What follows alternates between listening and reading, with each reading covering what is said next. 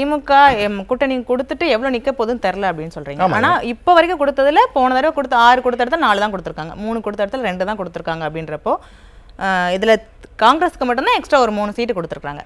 So ஒரு இடத்துல துரைமுருகன் சொன்ன மாதிரி இவங்க கேட்கறவங்க கேட்க தான் செய்வாங்க, நாங்கள் கொடுக்குறத கொடுத்து அவங்கள சமாளிச்சுப்போம் அப்படின்னு ஒரு இடத்துல சொன்னார். ஸோ அது மாதிரி கேட்கறவங்க கேட்டுட்டே தான் இருக்கிறாங்க, அவங்க கொடுக்க வேண்டியதை கொடுத்து சமாளிச்சுக்கலாம் அப்படின்ற எண்ணத்துல இருக்கு. நான் போன முறை பேசும்போது கூட உங்ககிட்ட சொன்னேன்னு நினைக்கிறேன். அதாவது அறிவாலய வாசலில் நின்று கேட்குறவங்க கேட்க தான் செய்வாங்க. அது அந்த கேட்டு முன்னாடி நிற்கிறவங்க நிற்க தான் செய்வாங்க. ஆனால் தீய சக்தி திமுகன்னு ஒரு நிலைப்பாடு ஒன்று வச்சுருக்கும். அது நீங்கள் கேட்டாலும் அதுவாக விருப்பப்பட்டு கொடுத்தா தான் அந்த கட்சி, அந்த இயக்கத்தை பொறுத்த வரைக்கும். இது நம்ம இன்றைக்கி நேற்று பார்க்கல, இது அதையே போதும்னு. இப்போது மதிமுகவுக்கு 5-6 இடம் கேட்குறதா சொல்கிறாங்க. 6 பேர் அங்கே யார் இருக்கிறா கட்சியில்? ஆனால் கொடுக்கும். ஏன் கேட்டால் ஆள் இல்லை, திமுகலேயும் ஆள் இல்லை. இங்கேருந்து நிறைய பேர் போனவங்க தான் அங்கே உட்காந்துக்கிறாங்க. நம்ம இயக்கத்துலேருந்து போனவங்க தான் நிறைய பேர் அங்கே இருக்காங்க.